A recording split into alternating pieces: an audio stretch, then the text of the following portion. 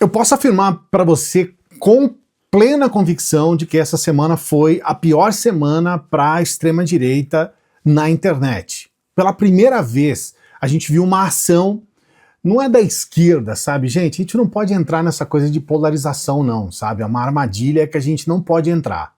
Nós temos hoje um grupo de pessoas que são contra a democracia e as pessoas que estão a favor da democracia.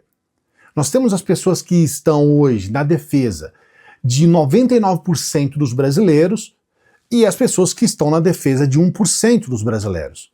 O que aconteceu, que acabou, por um momento foi ruim, porque foi um momento de ataque do Congresso, e o Congresso naquele momento venceu o governo, que foi essa história de revogar o IOF, de ir contra uma ação do governo. Num primeiro momento não foi bom, mas como, né, os japoneses sempre falam isso, né? Sempre tem um lado bom das coisas ruins.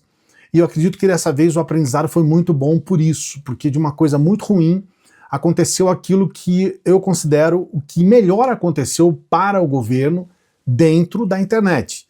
É bom a gente deixar claro aqui que nesses 2 anos e meio a gente teve muitos avanços.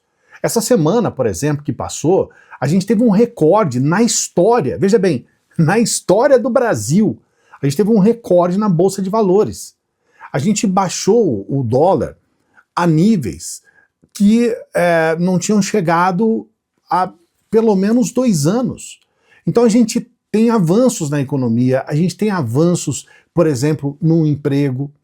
Nós estamos com um índice de desemprego que remonta a 2013, exatamente no ano do golpe.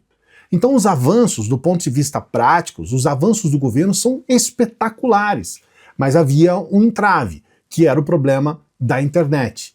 E na internet era muito difícil para o governo e para a esquerda também, aí sim, se fazer ali dentro, no sentido de ter um holofote. A esquerda tem essa coisa que é algo que eu não acho ruim, mas que infelizmente na comunicação na internet não funciona muito bem, que é essa coisa de explicar, de trazer o detalhe, de apresentar as coisas com alguma consistência, com um pouco mais de profundidade.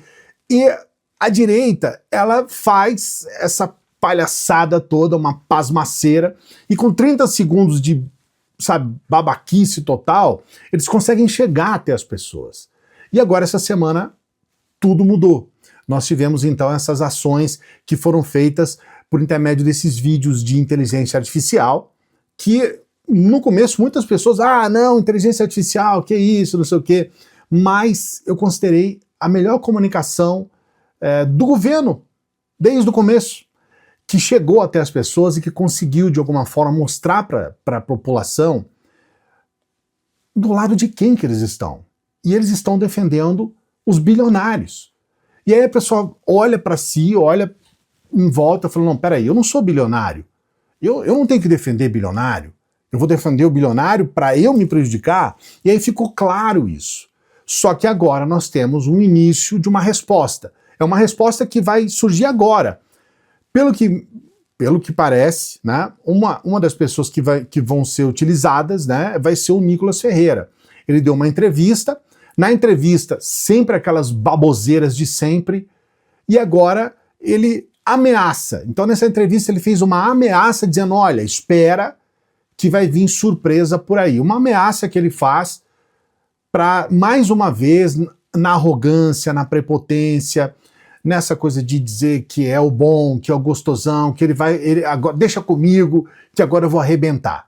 Eu vou trazer para você o vídeo e eu peço, por favor, preste atenção nos detalhes e em cada coisa que ele vai falar aqui, porque isso daqui é um prenúncio do que ele vai estar aprontando aí, talvez no próximo vídeo dele de camisa preta e fundo escuro, e é também uma demonstração de que as coisas vão mudar mesmo, porque agora nós já temos as vacinas para esse tipo de comportamento. Mas vamos ao vídeo do Nicolas e na sequência eu explico para você. Como que está essa questão? Olha, a gente apresentou o requerimento, precisa ser colocado em pauta, né, na Comissão de Fiscalização e Controle, e a gente precisa ouvi-lo, porque as mensagens que foram pegas entre os assessores do Moraes são muito sérias. Falando, por exemplo, que o Moraes quer a cabeça ou quer o Eduardo Bolsonaro. Como assim? que o juiz está querendo a cabeça de um deputado federal? Por que eles estão tão preocupados em combater a direita e não combater o crime organizado?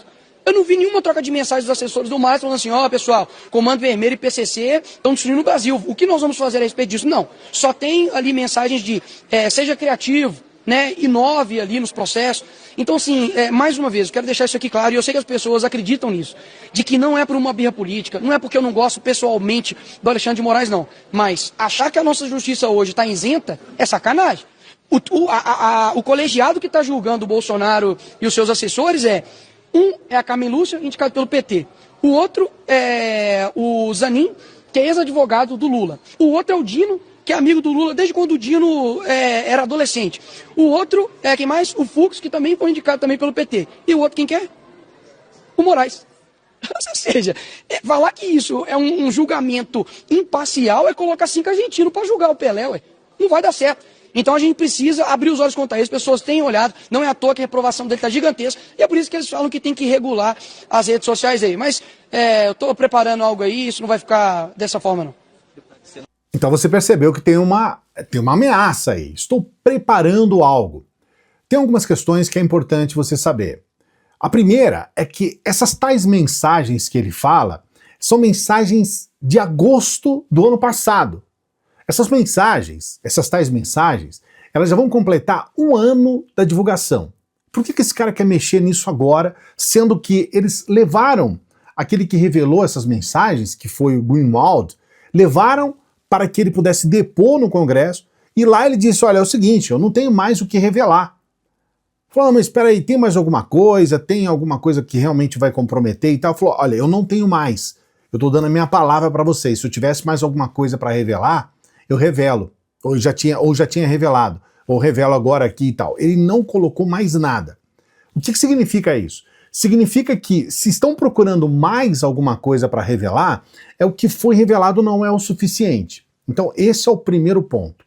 O segundo ponto, o Eduardo Tagliaferro, que ele coloca como assessor e tudo mais, que é o perito que chefiou esse órgão de combate à desinformação do TSE durante o período em que o Moraes era presidente, é importante colocar aqui, esse sujeito já se posicionou como uma pessoa da direita.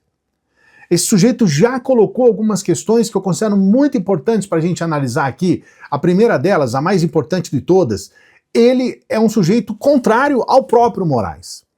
E o ponto principal de toda essa história, nós estamos aqui colocando que, na verdade, o que foi revelado não tem absolutamente nada. Veja bem, quando eu digo nada, é nada mesmo, tá? É nada que comprometa os trabalhos desenvolvidos primeiro pelo Alexandre de Moraes, segundo pelo STF. Não tem absolutamente nada. Tanto que foi feita a revelação, eles fizeram toda aquela divulgação, aquela pasmaceira em cima. Morreu na praia. Você mesmo, talvez você tenha ouvido falar lá em agosto do ano passado, quando foi feita a revelação, e talvez agora você esteja perguntando, mas eles vão falar exatamente disso? Sim, eles vão falar disso. E digo mais, não tem absolutamente nada além do que está lá para ser dito. Falou, então você está fazendo o quê? Você está tentando repisar algo que já foi explorado e que não deu em nada? E aí qual que é a ideia? Aí ele cita os ministros do STF que foram indicados por ex-presidentes, porque assim é a nossa democracia, e aí ele fala, o outro é o Alexandre de Moraes. Só que ele não fala quem é que colocou o Alexandre de Moraes lá no STF. Quem colocou foi o Temer. Um sujeito que nós sabemos, você sabe, eu sei, que o Temer foi o cara que deu um golpe na Dilma, na esquerda. Não é só isso, o Temer é uma pessoa de extrema confiança do Bolsonaro.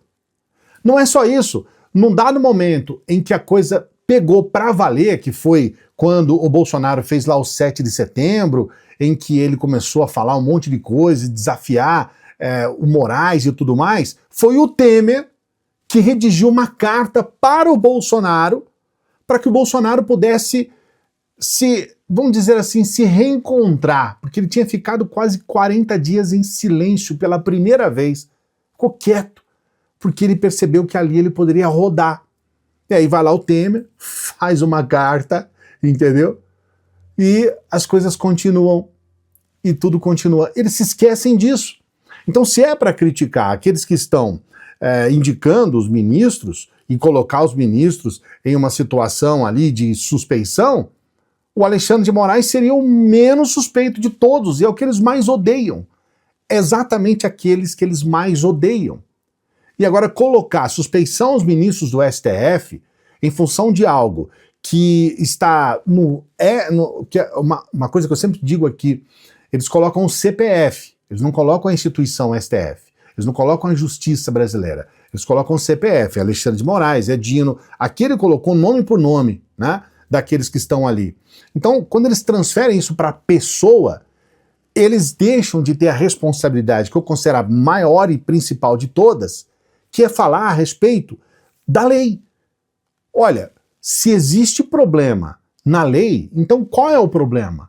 O que vocês precisam fazer, o que o Nicolas precisa fazer, é apontar onde é que está o problema no julgamento, tecnicamente. Falar, olha, fez esse julgamento, isso aqui está contra a Constituição, isso aqui está errado, essas coisas que foram apontadas aqui não estão corretas e tudo mais. Eles nunca fazem isso. Eles colocam os CPFs, eles falam nomes e eles atacam a pessoa. Só que, antes de tudo, nós estamos falando de leis, nós estamos falando de Constituição e nós estamos falando de crimes. Se há alguma questão que coloque em xeque o julgamento, o teor do julgamento, então é sobre isso que deve ser dito. Esse que deve ser o assunto. O resumo final é que a gente percebe que eles sentiram muito e que eles perderam pela primeira vez as rédeas das redes sociais. Nós estamos vendo já, daqui a pouco são 10 dias, em que as pautas de rede social estão sendo comandadas pelas pessoas que defendem a democracia. Então, Congresso Inimigo do Povo, passando por dias como o assunto mais comentado, mamata, ricos, a questão dos 99% da população contra 1%, essa situação toda deles passarem pano para bilionários, na minha opinião, esse crime que eles cometeram contra os mais pobres, que foi a retirada do IOF dos mais ricos, eles perderam. E eles estão perdendo. E agora resta a quem? Resta o principal nome da extrema-direita, que é o Nicolas, tentar fazer alguma coisa. Fazer lá um videozinho de camisa preta com fundo escuro. Só que tem outro problema. E aqui, eu quero que... Não sou... Olha só, eu não sou nenhum Nostradamus, tá? Eu não sou profeta nem nada. Mas eu quero falar aqui para você. Esse vídeo do Nicolas, eu nem sei qual é o assunto, nem sei o que ele vai fazer, não sei. E falo com honestidade, não sei mesmo. Esse vídeo vai ter menos visualização do que os outros. Porque vídeo após vídeo, o número de visualizações vem diminuindo. E vem diminuindo por quê? Porque não tem mais o impacto, especialmente daquele primeiro vídeo do Pix, porque as pessoas perceberam que elas foram enganadas, porque uma coisa é você ter aquela situação, foi um pânico. Eu me lembro claramente quando eu vi aquele vídeo, eu estava em viagem, quando eu vi aquele vídeo do Nicolas, falei, bom, ferrou. Vai todo mundo bater em cima, o cara ganhou essa, entendeu? Só que passado um tempo eles perceberam, bom, mentiu pra caramba. Mentiu do começo ao final. E as mentiras foram reveladas. E as pessoas perceberam que foram enganadas. Aí veio o segundo vídeo, foi pior, aí foi pior. Mais mentiras. Agora, com certeza, ele vai precisar mentir ou vai precisar desencavar uma coisa aí do ano passado para tentar atacar os CPFs ali. Ao passo que, como eu digo, e sempre vou dizer aqui, o que interessa é o conteúdo, né? Se tem algum problema no julgamento, então aponte claramente qual é o problema. É claro que esse vídeo não vai ter talvez nem metade ou talvez nem um terço da audiência que teve o primeiro. E assim vai. Eles perderam, estão perdendo, e estão perdendo no pior momento, no momento em que eles querem fazer o Tarcísio ser competitivo contra o Lula. E agora ficou claro para as pessoas quem está do lado dos pobres, quem está do lado dos bilionários. Coloca aqui nos comentários o que você pensa. Você ainda teme pelo Nicolas? Você tem problema? Porque eles querem colocar o Nicolas para comandar, para ser o relator da CPI do INSS, que a gente nem sabe se vai acontecer ou não, mas eles querem colocar o Nicolas. Eu estou dizendo, coloque, Porque esse é o outro problema, é a incompetência. Quando o Nicolas esteve à frente daquela comissão de educação, foi uma tragédia, mostrando o total despreparo. Ele teve um despreparo assim, gigantesco, ele quis pegar toda a verba da comissão de educação e mandar para um estado do país, para o Rio Grande do Sul. Para um estado só, esquecendo todos os outros estados. E assim, a gente percebe que existe um problema. Na internet é um herói, fala aquilo que as pessoas querem ouvir. Mas na prática, como deputado, que é o que interessa, porque tem um mandato de deputado federal, é uma tragédia. Coloca aqui nos comentários, você teme? Só coloca sim ou não. Não, eu tenho medo do Nicolas, Claison. Aí você coloca aqui nos comentários. Não, eu tô defecando, para não usar uma palavra mais escatológica. Coloca aqui nos comentários, eu gostaria muito de saber. Não se esqueça de dar o like no vídeo e se inscrever no canal. Sua inscrição no canal é muito importante para o nosso trabalho. Se inscreva no canal. Aproveite essa oportunidade, estamos começando mais uma semana e quem sabe essa semana pode ser uma semana da virada para você. Pode ser uma semana que você tenha essa renda extra. Eu estou colocando aqui, eu vou colocar a partir dessa semana alguns prints de pessoas que são inscritos aqui do canal, começaram a trabalhar junto com essa escola de negócios e conseguiram comprar as coisas que querem. Por exemplo, nós temos esse print aqui, ele comprou um PS5. Talvez você nem tenha o menor interesse em PS5, mas um PS5 é um troço caro, rapaz. Eu mesmo gostaria muito, eu queria muito ter um PS5, eu ainda não posso, eu ainda não tô podendo, mas eu vou chegar um dia que eu vou comprar um PS5, entendeu? Mas você tem alguma outra coisa que você gostaria de comprar? Então é para isso que serve a escola de negócios. Ninguém está falando que você vai ficar bilionário não, tá? Está falando que se você trabalhar, você vai conseguir conquistar aquilo que você precisa, as questões que você quer para melhorar a sua vida, tá bom? Primeiro comentário fixado, é só você entrar aqui, primeiro comentário fixado, entra aqui. E eu sempre peço para as pessoas que chegam no final dos vídeos para que ajude o nosso trabalho. Você pode ajudar o nosso trabalho sendo membro do canal, sendo um apoiador, uma apoiadora do nosso Apoia-se, ou com qualquer valor pelo Pix, o valor que você puder. Se você quiser, se você puder, dê essa força pra gente. Nós queremos trabalhar todos os dias aqui, a gente está domingo a domingo.